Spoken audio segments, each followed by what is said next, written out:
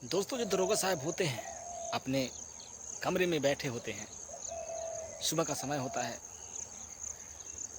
जो रूम की मालकिन होती है वो चाय लेकर के दरोगा साहब के रूम में जाती है और जाती है तो दरोगा साहब कहते हैं कि आप चाय रख दीजिए और जो सोफे लगा होता है उस पर बैठने के लिए बोलते हैं। मालकिन कहती है कि नहीं साहब, हम क्या करेंगे यहाँ बैठ कर के। फिर वो कहते हैं कि बैठिए ना, और जा करके सट करके दरोगा साहब भी बैठ जाते हैं। और बैठ जाने के बाद मालकिन के हाथ पर अपने हाथ को धर देते हैं। मालकिन जो होती है समझ जाती है कि दरोगा साहब के मन में गलत भावनाएं चल रही है।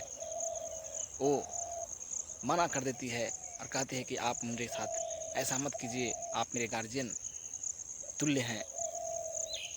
जब मालकिन दरोगा से ऐसे बोलती है तो दरोगा तुरंत अपने अलमारी को खोलते हैं और नोट के गड्डी उसके सामने परोस देते हैं। फिर मालकिन और दरोगा का जो कारनामे होते हैं, आप उसे जानिएगा तो हैरान हो जाइएगा। नमस्कार, प्रणाम। फिर से एक नई कहानी में आप लोगों को स्वागत है। दोस्तों, ये कहानी को आप पूरी सुनिएगा। अगर इस कहानी को आप पूरी सुनिएगा तो कुछ न कुछ इस कहानी के माध्यम से ज़रूर आपको सीखने को मिलेगी। तो इससे पहले कि अगर आप मेरे चैनल पर नए हैं तो चैनल को सब्सक्राइब कर दीजिए, लाइक कर दीजिए, और आपकी एक लाइक से हमें बहुत ही हौसला मिलती है। तो चलिए दोस्तों, कहानी को शुरू करते हैं। दोस्तों, ये कहानी बिहार की है। जिला बक्सर होता है और वहीं पर एक दरोगा साहब ट्रांसफ़र कहीं से होकर के आते हैं और उन्हें रूम की तलाश होती है। वो किसी व्यक्ति को पकड़ते हैं और गांव में जा कर के रूम की तलाश करने लगते हैं। कहीं पर उन्हें एक रूम तो मिलता है, मगर वो जो रूम मालिक होते हैं वो कहते हैं कि आप किसी ऐसे व्यक्ति को, विश्वासी व्यक्ति को लाइए तो हम आपको रूम दे देंगे। तो किसी विश्वासी व्यक्ति को लेकर के दरोगा साहब जाते हैं और जा कर के जो रूम के मालिक होते हैं उनसे भेंट करवाते हैं, और जो मालिक होते हैं वो दरोगा साहब को रूम दे देते हैं। दरोगा साहब का जो नाम होता है वो मोहन पाठक होता है, और जो मालिक का नाम होता है वो मोनू दुबे होता है। दोस्तों, रूम के मालिक मोनू दुबे और उनकी पत्नी ही सिर्फ वहाँ उस घर में रहा करती थी, और जितने भी घर थे खाली थे। तो जो मोहन पाठक होते हैं उन्हें मोनू दुबे रूम को दे देते हैं। अब जो मोहन पाठक होते हैं, जो दरोगा साहब होते हैं, उस रूम में गार्जियन के रूप में रहने लगते हैं। मोनू दुबे की और मोहन पाठक की अच्छी बनती थी। मोनू दुबे जो थे एक किसान थे, वो अपनी खेती बाड़ी करते थे और खेती बाड़ी करने के बाद घर पर ही बैठे रहते थे। जो दरोगा साहब होते हैं वो मोनू दुबे से कहते हैं कि आप खेती का काम करके घर पर ही बैठे रहते हैं, चलिए हम आपको थाने की गाड़ी चलाइएगा, उसी में आपको हम ड्यूटी लगा देते हैं। मोनू दुबे जो थे वो ड्राइवरी का काम जानते थे। कहते हैं कि ठीक ही है, खेती का काम हो जाता है तो हम ऐसे ही बैठे रहते हैं। फिर जो मोहन पाठक थे वो अपने थाने की गाड़ी चलाने के लिए मोनू दुबे को लगा देते हैं, और लगा देने के बाद आशा मोनू दुबे को रात में भी गश्त में भेजा करते थे, और दरोगा साहब यहाँ कमरे में आराम करते थे, और मोनू दुबे जो रात्रि में गश्ती करता था, इधर उधर गाड़ी लेकर के जाता था, कभी 12 बजे कभी 1 बजे आया करता था। दोस्तों, अब क्या होता है कि एक दिन की बात है कि पर्व का माहौल था। जो मोनू दुबे के बच्चे थे वो घर पर आए हुए थे। एक दिन की बात है कि मोनू दुबे गश्ती करके आता है, और आता है तो उसके जो बच्चे होते हैं, बेटी होती है, वो मोनू दुबे से कहती है कि पापा आप किस चीज़ की दवाई लेते हैं। मोनू दुबे कहता है कि बेटी हम तो किसी भी चीज़ का दवाई नहीं लेते हैं, हमें कोई बीमारी नहीं है। फिर जो मोनू दुबे की बेटी होती है वो कहती है कि तब पापा मम्मी आपके दूध में क्या मिलाती है और आपको पीने के लिए देती है। मोनू दुबे को अचंभित हो जाते हैं। मोनू दुबे जो था अचंभ हो जाता है और कहता है कि आखिर कौन सी चीज़ें हमें देती है। वो उस रात को दूध नहीं पीता है और फिर उसके चक्कर में लग जाता है कि आखिर ये हमारे दूध में क्या मिलाती है।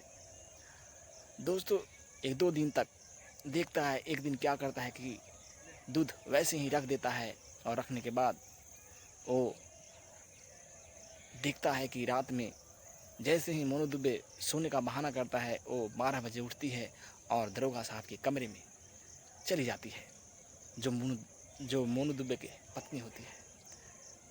अब मोनू दुबे अपनी पत्नी के पीछे पीछे जाता है तो कमरे में वो पत्नी घुस जाती है और घुसने के बाद वो जो दरवाज़ा था खुला रहता है और दोनों अपने कपड़े को, जो दरोगा साहब थे वो भी अपने कपड़े को उतारते हैं और जो पत्नी होती है मोनू दुबे के मालिक का, वो भी अपने कपड़े को उतार लेती है और दोनों जिस्मानी संबंध बनाने लगते हैं। अब जो सिलसिला था वो बहुत आगे तक जाता है। अब दोनों अपनी अपनी हवस मिटा लेते हैं और लास्ट पोजीशन में ही थे तभी मोनू दुबे वहाँ पहुँच जाता है और नग्न अवस्था में दोनों करके देख करके बहुत बुरा भला कहने लगता है और धीरे धीरे हाथापाई होने लगती है। अब दोस्तों इतना माहौल हो जाता है कि अब दोनों जो दरोगा साहब थे और मोनू दुबे की पत्नी थी, वो दरोगा साहब को कहती है कि अब ये पूरा मामला जान गया है, ये बाहर हल्ला करेगा, इससे मार दीजिए। अब दोनों मारने के कोशिश में लग जाते हैं मगर किसी तरह से मोनू दुबे अपनी पत्नी को ढकेल लेता है, सर फट जाता है और वहाँ से बच निकलता है। दोस्तों जो मोनू दुबे होता है किस तरह से वहाँ से अपनी जान को बचाकर भागता है और जब मामला शांत होती है, जब पत्नी उसके रूम में आती है, तब मोनू दुबे कहता है, मोनू दुबे उसे डांटता है, फटकारता है, मारने के लिए दौड़ता है। तब उसकी पत्नी रोने लगती है और कहती है कि आप किसी से कुछ भी नहीं बताइएगा, तब हम सारी बात आपको बताएंगे, मेरी उसमें कोई गलती नहीं है। फिर मोनू दुबे जो है कहता है कि ठीक है बताओ तुम क्या बात है। वो बताती है कि एक दिन की बात है कि हम दरोगा साहब को चाय देने के लिए गए थे और वो मुझे अपने सोफे पर बैठा देते हैं और बैठाने के बाद वो मेरे पास सट जाते हैं। सट जाने के बाद मेरे हाथ को सहलाने लगते हैं। जब हम मना करते हैं तो वो अपनी अलमारी में से नोट के गड्डी को निकालते हैं और हमारे सामने रख देते हैं और कहते हैं कि तुम जितना चाहो ले जाओ और मेरे साथ शारीरिक संबंध बनाओ। फिर मैं लोभ में आ जाती हूँ और आने के बाद हम उनके साथ एक दिन शारीरिक संबंध बनाते हैं और वो मेरी वीडियो बना लेते हैं किस तरह से, और फिर वीडियो बना करके हमें ब्लैकमेल करने लगते हैं। रात्रि के समय में हमेशा आपको जाने के बाद रात्रि में प्रतिदिन बुलाते थे और बुलाने के बाद मुझे ब्लैकमेल करते थे। वो बताती है कि आपको रात्रि में गश्ती पर भेज करके वो मेरे साथ हमेशा गलत संबंध बनाते थे। वो फ़ोन करके मुझे अपने कमरे में बुलाते थे और बुलाने के बाद जिस्मानी संबंध बनाते थे और फिर जब देखते कि आपका टाइम हो गया तो मुझे अपने रूम में भेज देते थे। मैं अपने रूम में चली जाती थी। फिर धीरे धीरे ऐसा बीत रहा था। फिर आपको गश्ती में रात्रि के समय में नहीं मिलता तो नशे की दवाइयाँ ला करके दिए थे और मुझे आपके दूध में मिला करके देने के लिए बोलते थे। और जब आप नशे में हो जाते थे तब फिर मैं 12 बजे उनके पास चली जाती थी और इसी तरह से ये धंधा चल रहा था।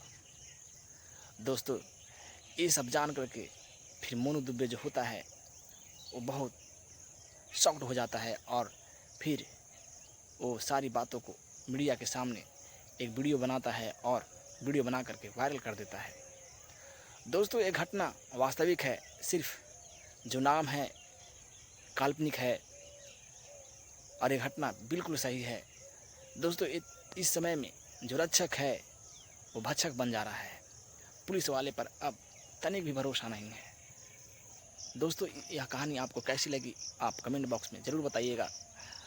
और इस कहानी को सुनाने का मेरा मकसद ये नहीं है कि किसी के दिल के ठेस पहुंचाना है, बल्कि समाज को सतर्क करना है ताकि आप और आपके परिवार सुरक्षित रह सके। फिर मिलेंगे अगले वीडियो में, तब तक के लिए जय हिंद।